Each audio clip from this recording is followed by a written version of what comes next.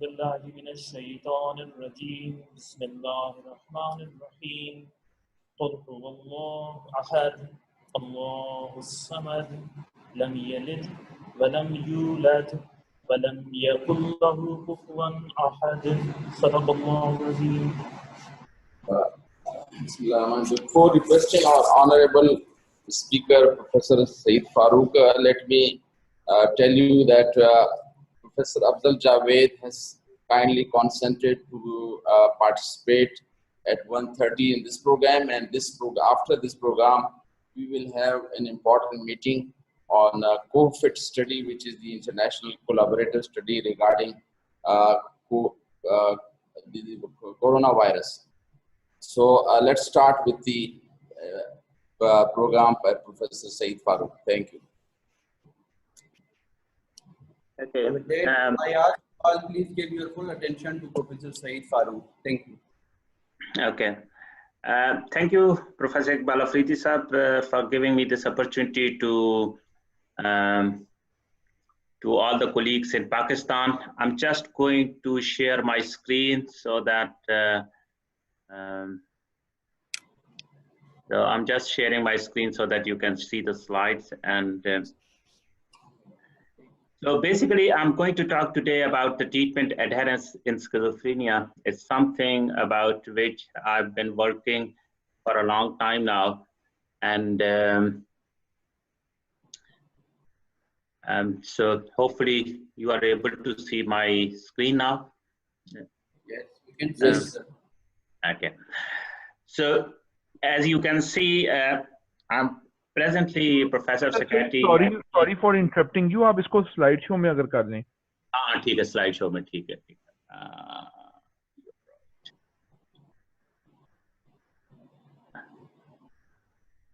Slide show पे ऊपर slide show से भी हो सकती है, नीचे से भी हो सकती है. हाँ मैं वो कर रहा हूँ.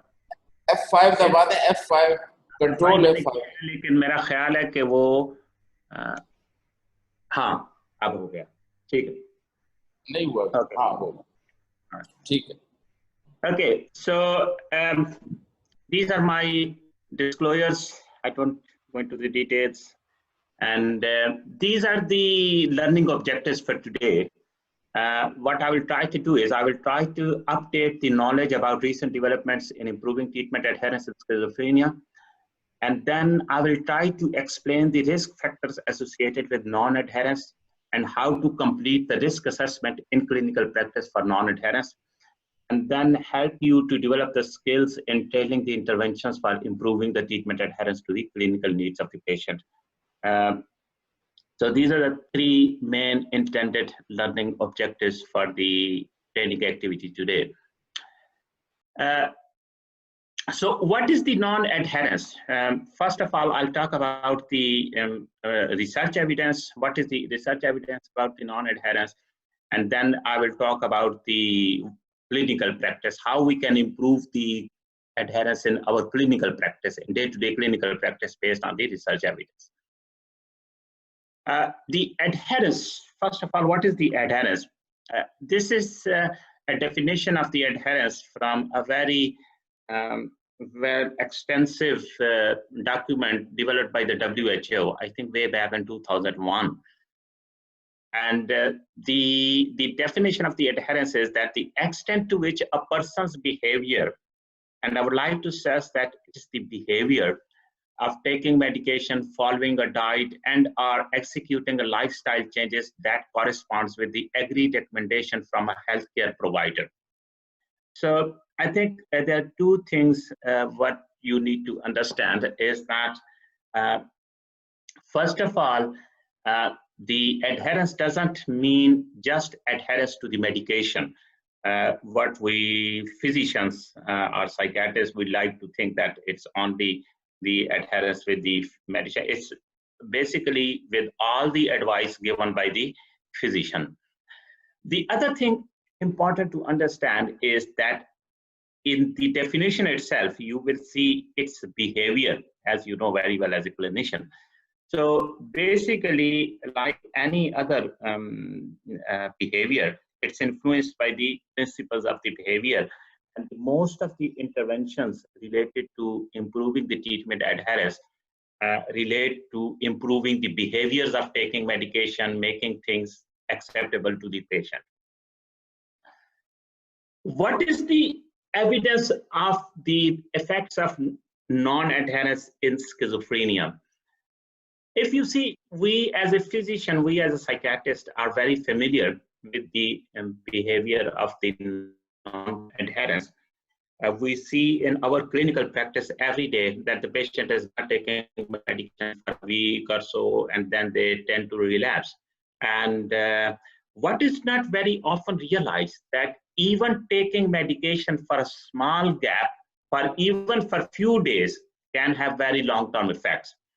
And this is a very interesting study. It's a relatively old study now, 2004 in America. And what they did is that they looked at a very large population in people who filled the pharmacy, refills. Like, in America, UK, what tends to happen is that when your medicine is finished, you go to the pharmacy and they refill the prescription.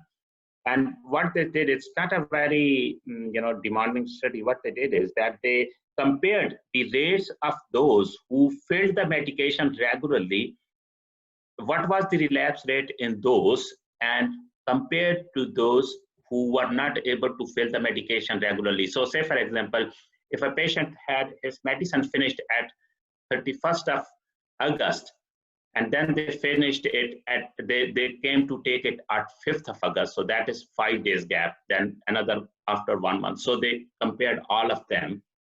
And what they showed, and that has been shown by number of other studies, is that a gap as small as 1 to 10 days without medication over a year period was associated with increased risk of hospitalization with an odd ratio of 1.98. So almost twice. So simply speaking, if patient has not been taking medication for 1 to 10 days over a year period, as a group, that group of people had a risk of relapse almost twice compared to those who didn't miss the medication for a single day, simply speaking. So even, even missing the medication for a few days, of course, then there will be other risk factors, coming into play as well. But even missing the medication for 1 to 10 days in people with established schizophrenia, the risk of relapse or risk of hospitalization increases almost twice. So that means that we need to take the treatment adherence very seriously in our clinical practice. So how we can help our patients to improve the treatment adherence? The research evidence can be classified into 3 broad categories. The interventions, the treatments or therapies to improve the treatment adherence can be broadly classified into 3 categories. One is what I call psychosocial interventions, the pharmacological interventions, and then increasingly these days, the digital interventions. The psychosocial interventions can be classified broadly, and this is a very broad category. I'm trying to just give you an overview. These can be broadly classified into psychoeducation, compliance therapy, family intervention, CBT for treatment adherence, and interestingly, even the financial incentives. And I will just give you overview of these psychosocial interventions just to give you a flavor of what's happening with the psychosocial interventions. Of course, this demands another 1-hour lecture in itself, what psychosocial interventions for treatment non-adherence are, how they work, etc. So basically, if you see overall evidence, and that has been nicely summarized in one of the systematic review published in American Journal of Psychiatry a few years back. And what this systematic review showed very interestingly is that interventions that, if you are doing the interventions to improve the treatment adherence, they have to specifically address the treatment adherence. So interventions such as family education, they improve the family education or psychoeducation, they might improve the patient's concept about the illness. What is the illness? What is the medication, etc. But it does not necessarily improve the treatment adherence. To improve the treatment adherence, the interventions have to specifically focus on medication taking behavior. The other interesting thing was that it showed that the interventions with intensive and focused approach and with smaller number of sessions were more effective than the longer interventions. So the psychosocial interventions with 8 to 10 sessions were more effective than interventions which had 10 to 18, which had, I think, 12 to 18 sessions. So basically the evidence from the psychosocial interventions as a whole shows that the interventions have to specifically, the psychological approaches have to specifically focus on medication taking behavior. Non-specific interventions, non-specific counseling, non-specific psychoeducation can help to improve other things like people concept about the illness, what this, it might decrease the stigma, etc. But it doesn't necessarily improve the treatment adherence. One of the examples of the psychosocial interventions is the CBT-based approach. And there are about, I think, 6 randomized controlled trials which have used the CBT-based approaches. They have different names. Some people call them compliance therapy, others call it adherence therapy, others specifically call it CBT for treatment adherence. What is the gist of the CBT-based approaches is that it does not insist on patient accepting a diagnosis of schizophrenia, and it does not insist on a medical model, as you can understand. Primary technique is that it focuses on what bothers the patient. Where is the patient hurting? Where is the patient suffering? And whether the patient is suffering from an example. So CBT-based approaches challenge the patient's cognitive processes such as maladaptive behaviors to a goal-oriented explicit procedures, and the adherence is conceptualized as a coping behavior. That is important to realize. So in CBT-based approach, for improving the treatment behavior, for improving the treatment adherence, the adherence is conceptualized as a coping behavior, just like a coping behavior in schizophrenia. Like, say, for example, you might have a coping behavior for coping with the auditory hallucinations or coping with anxiety, etc. So medication taking behavior is conceptualized as a coping behavior, and then the therapist tries to see the beliefs around that behavior and tries to modify them. So say, for example, what they tend to do is they tend to, what bothers you? Like, say, for example, if the patient is very much bothered because of the auditory hallucinations, they are not able to go out and mix there with their friends or go to their parents' home or go to their work. So instead of arguing about the importance of taking the medication, the therapist focuses on how the medication can help to improve the auditory hallucinations so that the person is able to go out and achieve their objective, which they are not able to do otherwise. So it's just a small example. So it's basically, it's focused on the behavior. So as I just said, I just was trying to give you just a gist of the concept. It's not possible in this brief lecture to give you an overview of the CBT-based approaches. But what I was trying to give you an idea of the approaches which have been used for improving the treatment adherence. An interesting example is the financial incentives. And I'm not going into the detail of this slide. There are 2 large trials which show that, you know, even paying the patients to accept the medication is A, helps the treatment adherence, and B, it's cost effective. You know, the small amount of money you go there, there can be ethical issues about this research, but this is published in very I think one of them is published in British Psychiatry, other is in so these are all published papers in respected journals. So what they have shown is that the financial incentives can also improve the treatment adherence in people with chronic schizophrenia. I just included this example to give you an idea of the variety of psychosocial interventions which can improve the treatment adherence. So this was just a brief overview of the psychosocial interventions which can improve the treatment adherence. Now coming to the pharmacological interventions.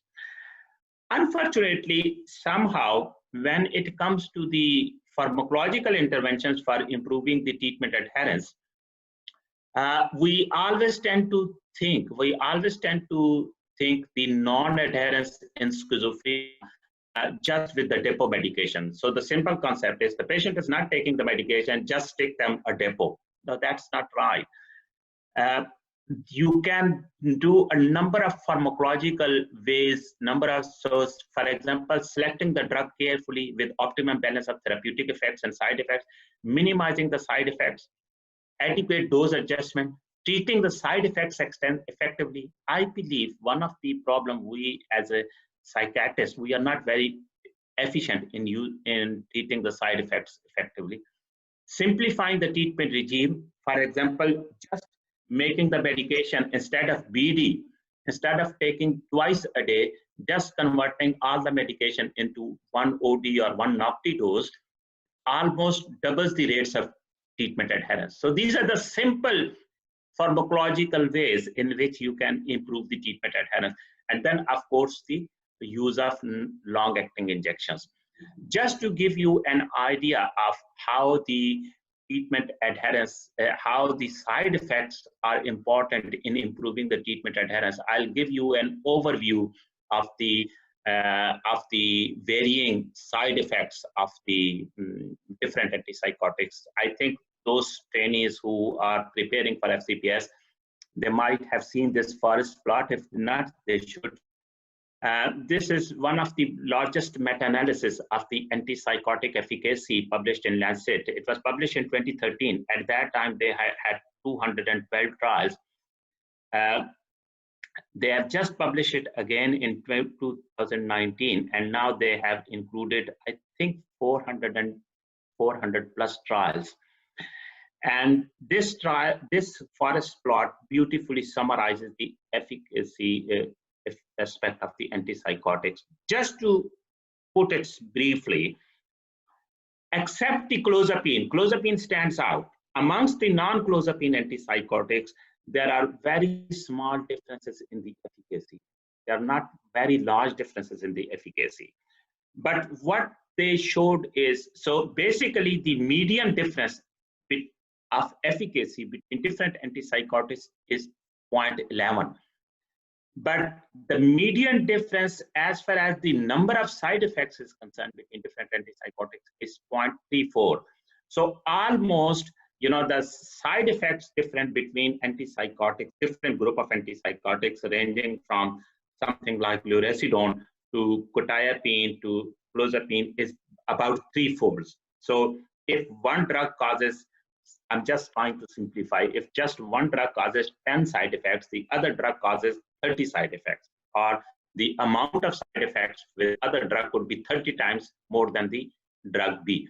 So basically what this plot shows is that a very important factor in choosing the antipsychotic which can help to improve the treatment adherence is efficacy, but more importantly, the side effects. And this plot, again taken from the same meta-analysis, shows the differences in the efficacy. Unfortunately, because of the audio-visual nature here, I won't be able to explain it completely, but I can share the slides, by the way, after the lecture. So if you can see, these are the 5 most common side effects: EPS, prolactin, QTC prolongation, sedation, and weight gain. And I'll just focus on one of the side effects of the weight gain. So you can see the dots on the middle line of no effect. Anything on the right side, when I'm seeing from my screen, on the right side of the plot of the line is greater side effects. Anything on the line itself means the side effects are comparable to the placebo. So any dots on the line itself means that this side effect in this medication is just as good or as bad as the placebo. So there were 4 antipsychotics, I would say 3 antipsychotics like haloperidol, ziprasidone, lurasidone. They had side effect weight gain comparable to the placebo. And then aripiprazole, amisulpiride. And when it comes to, you can see at the bottom of the plot, the olanzapine, zotapine, clozapine, they had the maximum weight gain. So this plot, then you can also see the prolactin, say for example, QTC prolongation, say for example, you can see lurasidone, aripiprazole, paliperidone, haloperidol, they had the QTC prolongation equal to the placebo. But when you come to the sertindole, amisulpiride, it has the maximum effect on the QTC prolongation. So what this forest plot shows that and I think every clinician knows about it, that it's the side effects profile which actually distinguishes a lot of antipsychotics rather than the efficacy. So side effect and treatment adherence. So the next question you should be asking, what is the evidence of side effects interfering with the treatment adherence? I think I'm not going to the detail of this. As a clinician, you know every day that the drugs which have the maximum side effects would have one of the worst treatment adherence. And there is a good systematic review published which shows that the drugs which caused the most weight gain had what perceived as distressing, and they also impacted quality of life and contributed to the treatment non-adherence. So basically, I just leave the debate over there about the treatment adherence and the side effects. Now we will, I'll briefly talk about the long-acting injectable medications and their relationship with the treatment adherence.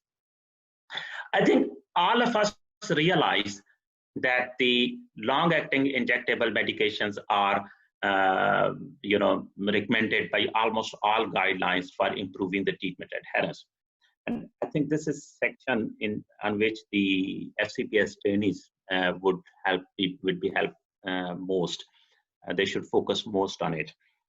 Interestingly, and I have summarized the evidence over here, if you see the randomized controlled trial evidence, the evidence from the randomized controlled trials about the efficacy of long-acting injections in improving the treatment adherence, at best it is conflicting. There are about 4 large meta-analyses which have been published on the efficacy of long-acting injections on improving treatment adherence, and almost everyone has reached a different conclusion. And basically, say for example, one published in Lewis et al. In 2011 showed that the long-acting injection versus oral antipsychotic did improve the treatment adherence. But this is the next one, Kishimoto et al., which was a published large meta-analysis published on 21 randomized controlled trials with primary outcome measure of study-defined relapse, found that the long-acting injections were not significantly superior to the oral antipsychotics in improving the treatment adherence and the study-defined relapse. Then there is another meta-analysis. So basically, the randomized controlled evidence for the efficacy of improving treatment adherence for long-acting injection is not very convincing. But those studies which have taken not the randomized controlled approach, but which have taken the naturalistic course approach, in which what they have done is they have seen the number of relapses people had before starting the depot injection, and then the number of relapses on the medication adherence after starting the depot injection, convincingly show that the treatment adherence is better in these sort of studies.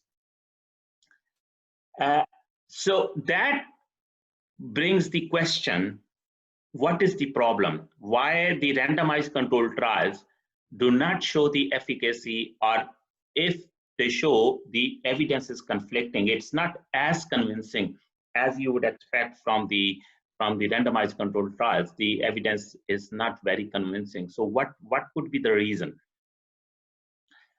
I believe the reason lies in the design of the randomized controlled trials.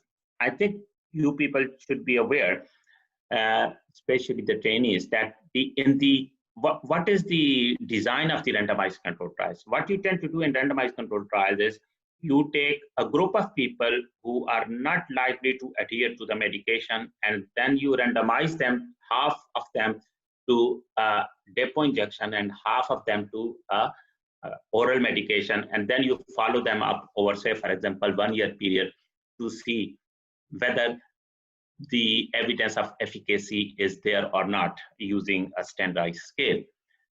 This is a multiple choice question, and although I am not able to see and interact with you people, I think you can do it in the comments section.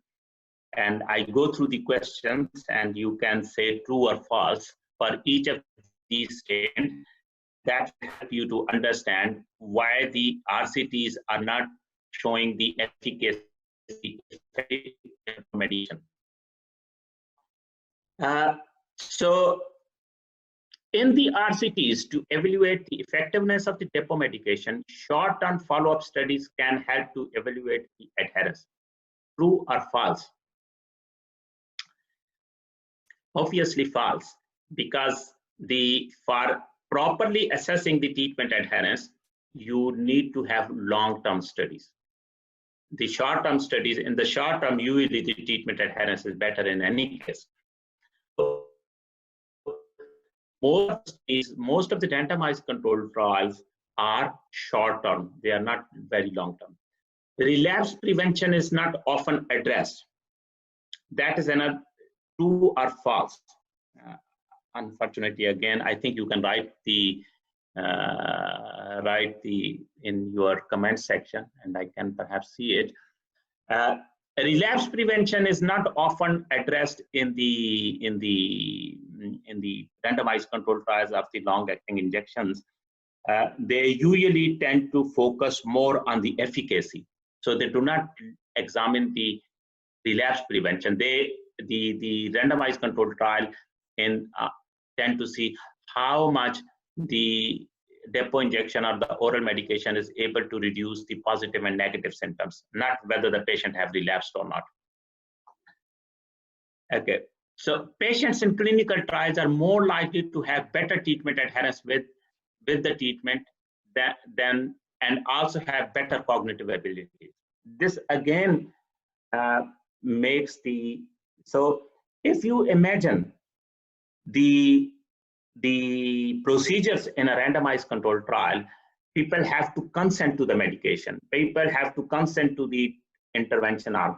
So those people who in your clinical practice are prone to relapses, they are unlikely to consent for these trials. So in a way, a very selective group of the people who are likely to have better treatment adherence are likely to consent in these trials. So as a result, if there is an efficacy difference, that wouldn't show, because in both arms, you will be having the people who are likely to adhere with the treatment. The presence of LAIs, long-acting injection versus an oral medication, may deter the patient from consenting to the trial. Again, if you are having two arms of trial in which one is being given injection, other is being given oral medication, and you ask the patient, do you consent for this arm?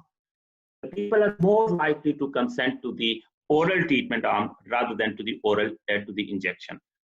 The more frequent observations, and so again, so this is a false statement. The people are more likely to consent to the oral treatment, and that again minimizes the difference between the oral arm and the injection arm.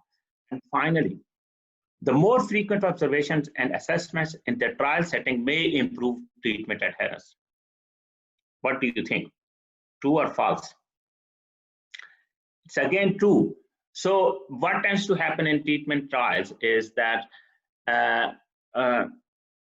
yes, I'm seeing Rizwan Taj hand raised. I think I'll reply to the questions at the end, otherwise it will become a bit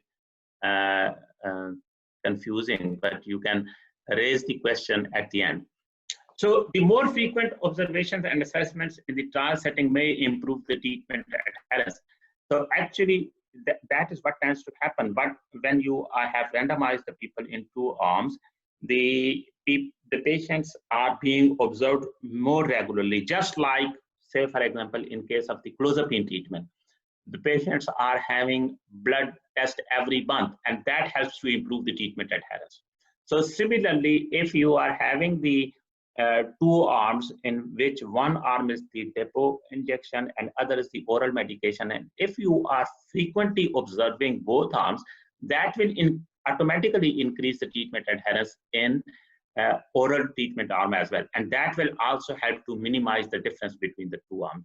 So basically what I've tried to show in this slide is that it is the problem with the randomized controlled trial itself, the design itself, that tends to minimize the difference between the injection arm and between the oral arm, and therefore any difference between the long-acting injection and the medication may not show.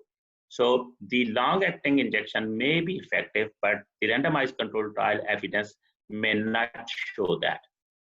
So it was just a question for you to understand the randomized controlled trials and the its role in improving the treatment adherence. Finally, we come to what we call digital technologies, and there are quite a number of technologies which have been used for improving the treatment adherence. They are simple things like electronic medication monitors, text messaging, smartphone applications, and they are, just to give you an example what is happening in the digital technologies. Recently, FDA, this medication, I think it's not now recent, it's 2017, and I can name it, they approved a formulation of aripiprazole in which there is a sensor within the tablet itself. So when the person takes the medication and when the tablet is swallowed, it comes in contact with the stomach acids. The tablet resolves and the sensor comes out and it sends a signal. And that signal is then picked up by a monitor, which patient has, and that monitor then transmits the signal to the physician. So, and that is 100% guaranteed, because you know quite a lot of psychiatric patients, even they just would eat and their tongue and spit out. And so apparently even just observing the patient may not mean that they have taken the medication. And this is a tablet which has been developed. I think it's not in very common use. It has been approved by the FDA. But I'm just trying to give you, a flavor of what's happening in terms of the improving the treatment adherence and the intervention. So this, and this has shown to be effective in improving the treatment adherence in a randomized controlled trial. There are other simple technologies. I will not go into the details. You can see the evidence from this.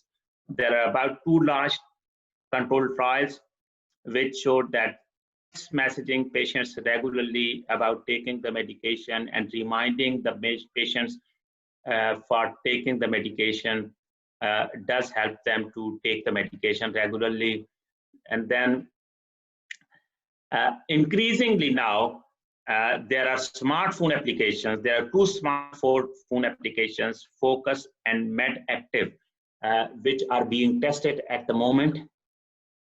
And these apps are to help patients to remind about taking medication.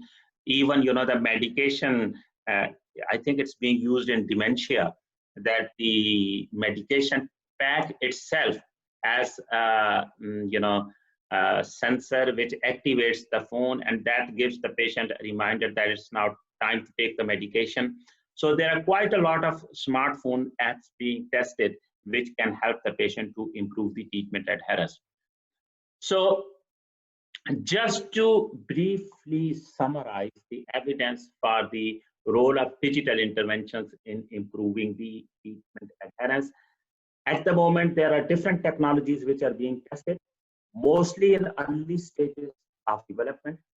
Simple technologies such as phone reminder and text messages work, they are effective, but unfortunately we still don't use them in our clinical practice. The interesting thing is evidence from the literature shows when you are talking about the digital technologies like text messages, reminders, like you know, asking the patient. So there is a natural question that in people with schizophrenia, will these technologies be acceptable to the patient? Are these acceptable to the patient? Wouldn't the patients become more paranoid, say for example? Are they able to interact with the technologies? The answer is that most research evidence shows that people are able to interact and it does not increase their psychotic symptoms. So the newer digital technologies, if you ask me one simple conclusion of the evidence of the interventions, digital interventions to improve the treatment adherence in case of schizophrenia psychosis, one thing can be said simply is whether they are effective or not, but they are acceptable to the patients and they are feasible. So I think now I can summarize the evidence for overall interventions. So simply speaking, we have covered the psychosocial interventions, we have covered the pharmacological interventions, we have covered the digital interventions for improving the treatment adherence. And as you can see, it's a very broad field. So simply, I will not go into the detail, and people who know my work must be knowing about this. So these digital technologies, they are very expensive. Why not talk about simple things? And what we did, our group did, is I think those people who are working in Pakistan must be familiar with DOTS approach, directly observed therapy for TB control. And if you know that in the DOTS approach, a person actually observes the patient taking the medication. So it's a long story. It's about 11 years of my work, 10 years of my work at Lady Reading Hospital in Peshawar. So what we did is we actually translated the whole DOTS approach for schizophrenia. We called it STOPS, Supervised Treatment in Outpatients for Schizophrenia. And we did a randomized controlled trial, and this was published in British Journal of Psychiatry. And so basically what we showed that a supervised treatment approach where a family member is trained for actually patient ingesting and recording. We developed very simple tools for the patients, for the relatives to record, to take the medication they have taken, and then they would bring that to the treatment center, and then they will be given next batch of supply, just like it is done in the DOTS approach in TB. And what we showed that, and this was, I think at that time, this trial was done in 2007 and published in 2011. We showed that the STOPS approach was more effective in improving the positive and negative symptoms. If you can see, the left-hand graph showed the improvement in the positive and negative symptoms. And then the right-hand graph shows that as the symptoms improve, that also improves the global assessment of functioning. So basically, this STOPS approach has become a sort of low-cost intervention. And interestingly, I recently saw a couple of papers published in BMJ from Malaysia and China, where the STOPS approach is now being used for improving the treatment adherence. And now we are doing a large clinical trial of the STOPS approach. This trial was done in Lady Eating Hospital and in a very, I think in 110 patients. Now we are doing a larger trial in whole of district Peshawar. And we are seeing whether it also works in the community. So basically the STOPS approach, you can say, is the poor man, intervention for improving the treatment adherence, and it tends to work effectively. I think sometimes I can give a full lecture about what is STOPS, how it can be used. But simply speaking, STOPS approach, what it does is it makes a family member responsible for supervising the patient treatment, ask them to be there. The patient takes the medication, the patient swallows the medication, and then note that in a simple sheet. And it's not just that they actually observe the medication, just record it. They are also educated about the medication, what are side effects, how to overcome. So it's a whole approach. So finally, I will speak now. We have talked about the interventions for improving the treatment adherence in schizophrenia. How we can put them in clinical practice. I think one thing which I would ask you, it's treatment adherence is just like a risk assessment for suicide. When you see a suicidal patient in your clinical practice day in and day out, you do a risk assessment, whether the patient has a previous history of deliberate self-harm, that increases risk. Similarly, I would suggest, and that is the evidence from the literature as well, that when you are seeing a patient with schizophrenia in day-to-day clinical practice, when I see a patient, at the same time, I make an assessment whether the patient is likely to adhere with the patient medication or not. And if the patient are likely not to adhere to the medication, then you need to take an aggressive approach for improving the treatment adherence, even though the patient is saying that they are going to adhere. So simply speaking, I classify the risk factors for treatment non-adherence into 4 groups. One is called patient-related, like poor insight, prior history of non-adherence. This is one of the strongest risk factors, just like the prior history of deliberate self-harm increases your risk of suicide. Beliefs about medication. If the patient has the belief that treatment is addictive, it's a sign of personal weakness, they are not likely to take the medication. Substance abuse, cognitive impairment, if they have poor memory. Then there are society-related factors. If there's too much stigma, which you can assess when the patient are talking and the family is talking about the illness. Stigma caused by the medication. If you see, I will ask you to look at these factors, and just like the risk factors for cardiovascular disease, when you talk to a cardiologist about the risk factor for the heart disease, they would call them modifiable risk factors and non-modifiable risk factors. So say, for example, your genetic history is non-modifiable risk factor, but your cholesterol is a modifiable risk factor. Similarly, for medication adherence, I call things like poor insight will be very difficult to modify.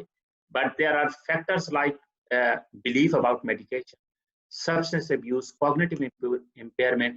These are what I call modifiable risk factors. And when you assess the patient, you assess these factors and see how many factors you can modify.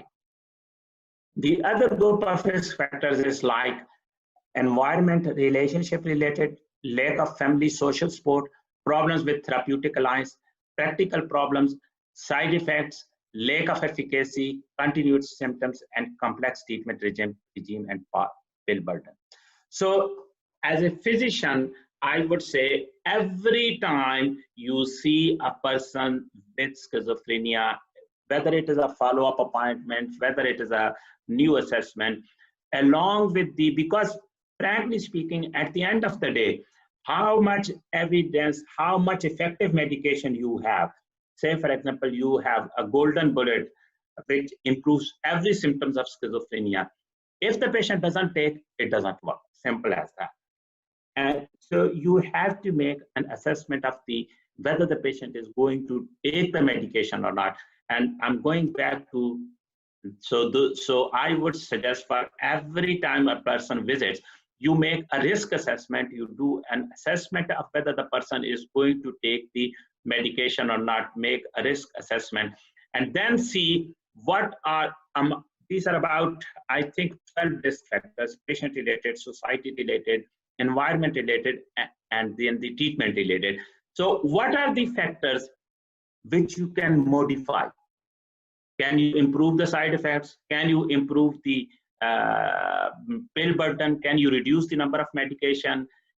Can you involve a family member? So once you have made a risk assessment, you work on based on that risk. And then you also assess the medication regularly.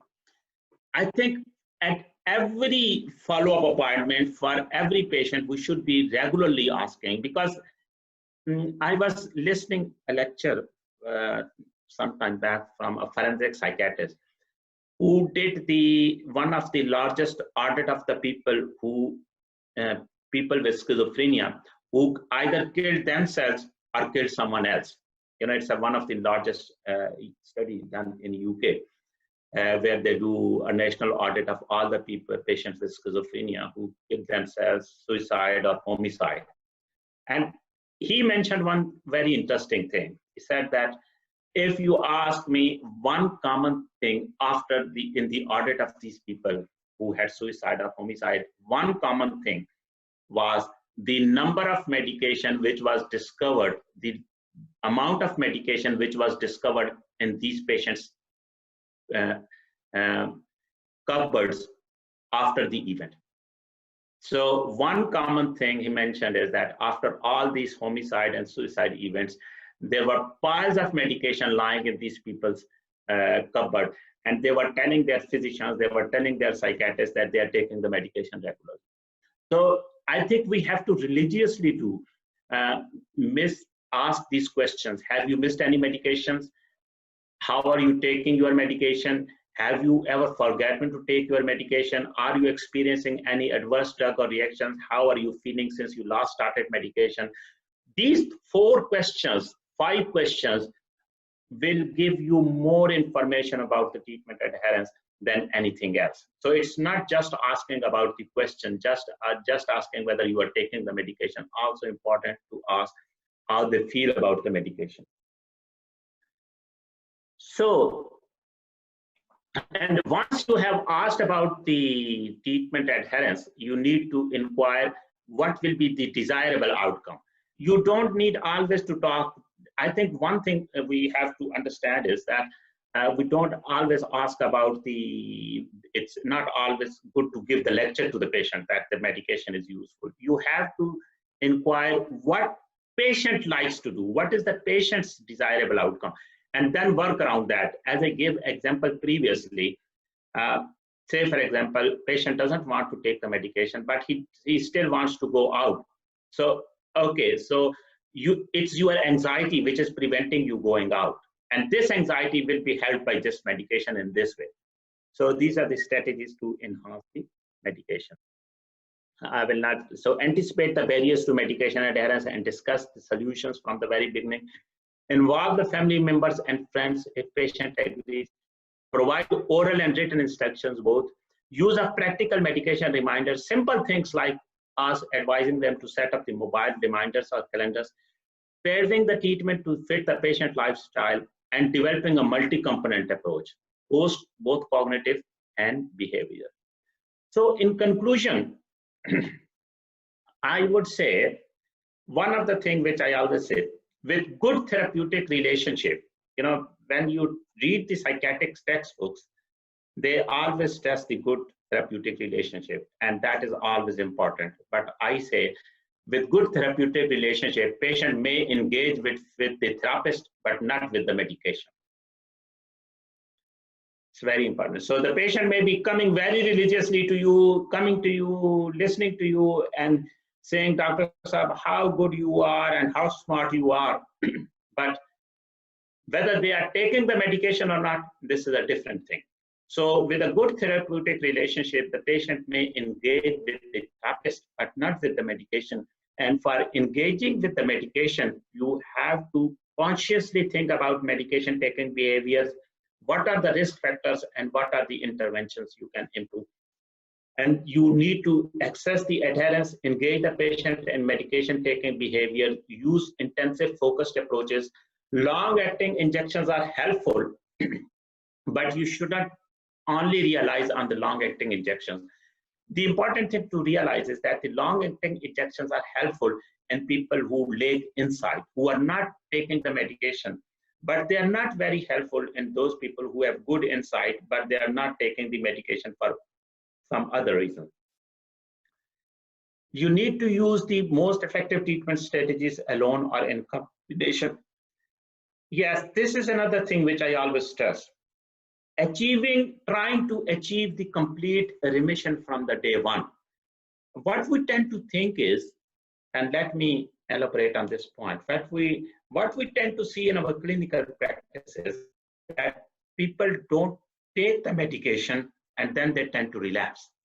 What we don't realize is if the medication doesn't work effectively, or if you do not use a very effective medication in a very effective way from the very beginning, and the patient is not able to have the complete remission of the symptoms, the presence of residual symptoms in themselves then interfere with the treatment adherence. So there are a sort of a, I would say, vicious cycle, because symptoms are not fully improved.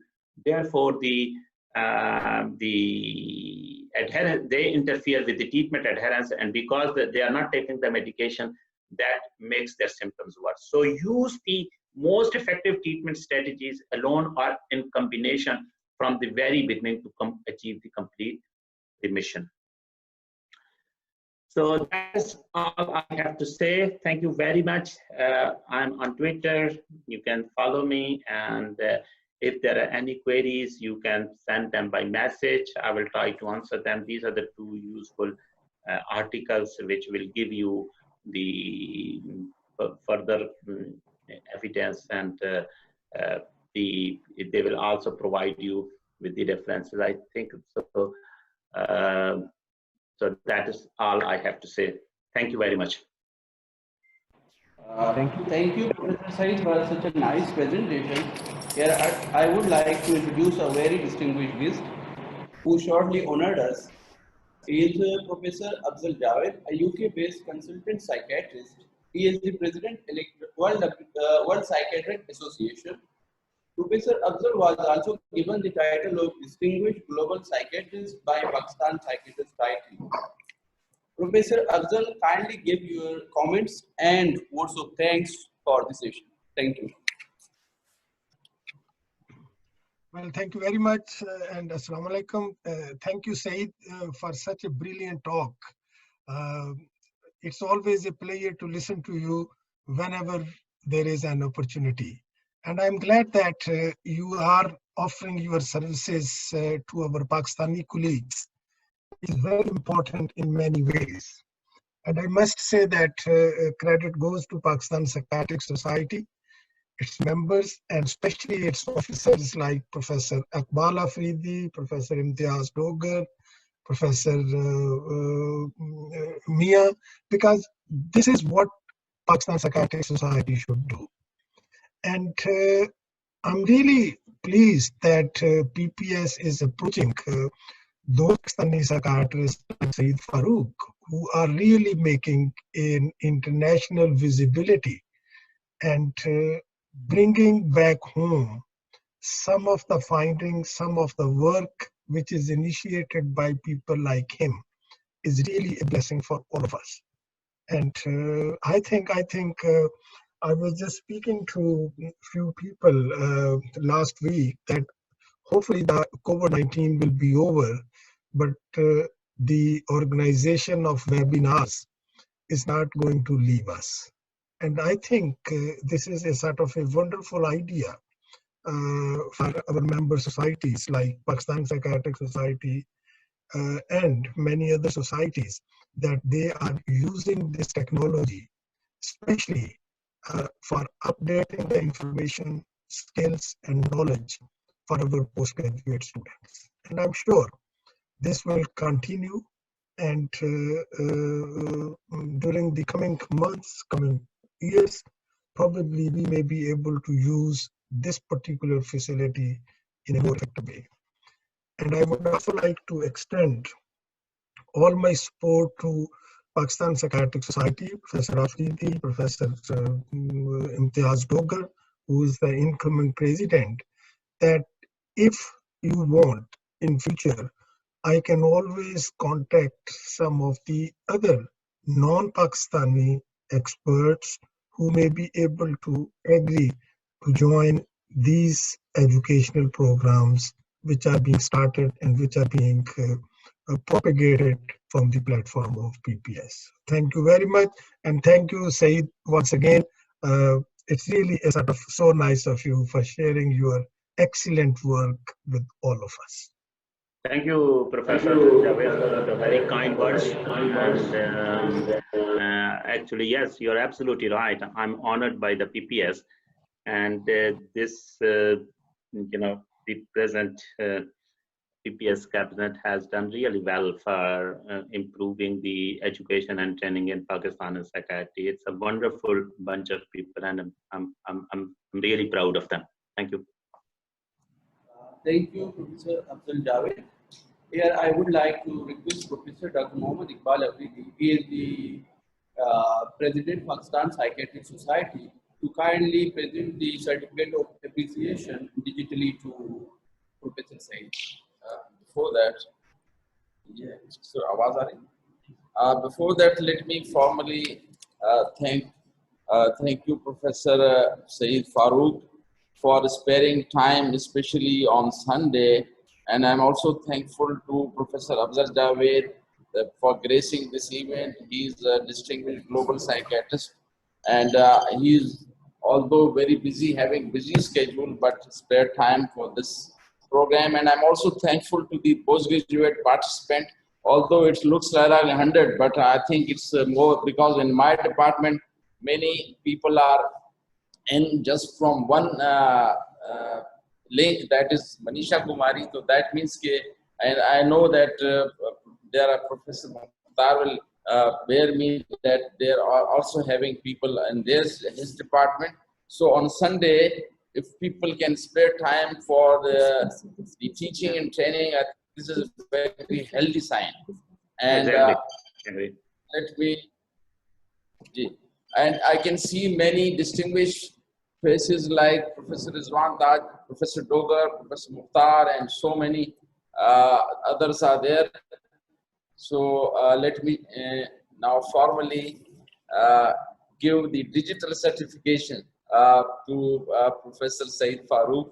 हमारी ये भी एक रिवायत है, वो लगा दें जरा इसको और तालियां भी बजाएं। कहाँ सर्टिफिकेट नीचे? Thank you, sir. Thank you for. अच्छा, Professor Mukhtar, something? जब तक ये सर्टिफिकेट निकालें digital. And thank you very much. Thank you very much, Professor Saeed Farooq. I mean, I don't have the second words. He's my mentor, my lifetime mentor. So I mean, I'm very thankful that he spared time, and thank you very much, sir. Let me also appreciate the participation of our very distinguished Professor Muaddat Rana, who was the dean, and he's the shining star of psychiatry, the star of psychiatry. I will request him to comment a few words. It's good that I didn't know Muaddat Sahab is already there. Otherwise, I would be feeling panicky from the very start. अच्छा, मेरे ख्याल है वो सुनाई वो हिरा शबीर के नाम से उनका उसको अनम्यूट कर दें. हिरा शबीर के नाम से वो इंटर है। इस तरह मैं यहाँ से मनीषा कुमारी हमारी जो है उसके नाम से इंटर, वो लोग सोच रहे होंगे कि ये क्या हो रहा है, लेकिन हमने पूरा एलईडी लगाई है, उस पर सब देख रहे हैं और हमारा वार्ड खुला हुआ है।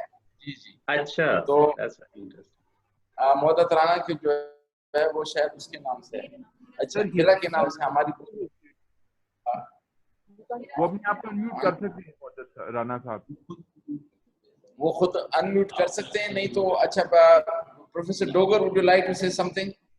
Hello, Assalamu alaikum. Walaikum assalam. Saeed, what a pleasure to see you on a Sunday afternoon. It's an absolute treat. And to also have Professor Abdul Javed in the frame, absolute pleasure. Both of you remind me of those wonderful sons of Pakistan who have gone abroad but have never reported themselves. They've continued to stay connected with all of us back home, and they've never forgotten their roots. Thank you very much for making us proud internationally, but also making us feel connected to both of you. It's a wonderful feeling, and to also let our trainees feel that they have chosen a path that can lead to such excellence in their respective professions. It's inspirational figures like both of you who makes life worth living, and role models for the future psychiatrists of Pakistan. It was equally wonderful listening to you, Saeed, on your favorite topic. I have tried to practice what you have taught all my life in my practice, and I found this strategy very practical, very useful, very sensible, and yet so simple. Exactly the way probably you are as a person. Thank you. Thank you. So, and I must also congratulate Professor Iqbal Afridi and his wonderful team for making this innovative initiative possible, in which people from around the world can contribute towards Pakistani psychiatrists in general and postgraduate trainees maximally, and inspire them. Thank you very much, Iqbal and Mukhtar and all the other leaders, Imtiaz Dogar, for making it all possible. Thank you very much for asking me to comment. Thank you very much, sir. Now I'll request Dogar to say a few words. Mr. Dogar. If he's not here, Professor Asad is requested to say a few words. Assalamu alaikum. I think it's always a pleasure to hear from a great teacher. So Professor Saeed Farooq is a great teacher. I still remember when he took my fellowship exam, and from that day till on, I've always learned from him. And I think we're also very pleasured and honored to have Professor Abdul Javed, I think another icon from Pakistani psychiatry, on board with us. And I think this lecture is very, very, as I wrote down, very innovative and informative, because these residents who are in this group, about 250 of them, some may not have joined, but it's actually an insight to them that how bright stars from Pakistani psychiatry we have. And I think they have a better exposure now with all those bright stars, whether they're in and outside of Pakistan. And when they listen to these lectures, I think I give a lot of credit to Professor Iqbal Afridi and obviously the team with the PPS. I'm part of it. One more evening, we decided to go on to this method of e-learning. I think the next morning, Professor Iqbal Afridi had initiated it. And I think Professor Mukhtar made the group. So the best part is that how quick we were able to go into execution. And I think that's the beauty of this whole program. And as Professor Abdul Javed said, we're not going to stop after COVID. So inshallah, I hope we keep on having it and we have more and more speakers. Again, very, very happy to see Professor Saeed Farooq, and very, very happy to listen to you, sir. Thank you. Thank you. Thank you very much, Asad. Very always trying to.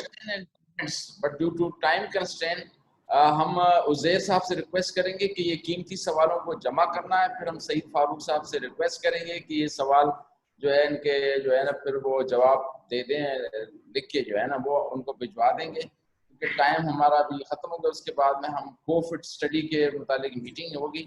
तो मैं आप सबका तहे दिल से शुक्रगुजार हूँ कि आप लोग संडे के दिन तशरीफ़ लाए, और इस दुआ के साथ क्या अल्लाह आप सबको हम सब हिफ्ज़ो अमान में रखे, हमारे मुल्कों को, पाकिस्तान और दीगर ममालिक ग्लोबल जो कंट्रीज हैं उनको जो है अल्लाह तहफ़्फ़ुज़ दे, और न सिर्फ इस वबा से बल्कि दीगर अमराज से भी हमें तहफ़्फ़ुज़ दे। वसल्लल्लाहु तआला अला खैर खल्क़ी अजमईन बिरहमतिका या अरहमर राहिमीन। Thank you. Jazakallah, Iqbal sir. At the end, Thank we are you very all. to our chairman, Chaudhry Suhail Saab, Dr. Asad, our project director. Then we are very thankful to our course director, Professor Altaf Alam Saab, Dr. Zishan Saab, Dr. Bushra Saiba, Dr. Amna Askar, my administrator, Mrs. Kiran Amir, our IT support, Haris and Sulman. Thank you all till next time. Allah Hafiz. Thank you. Khuda Hafiz. All of you, your team, and the ECO people, Pakistan, Parsa, and all the members there, they are really supportive, and wish you all the best. Thank you very much.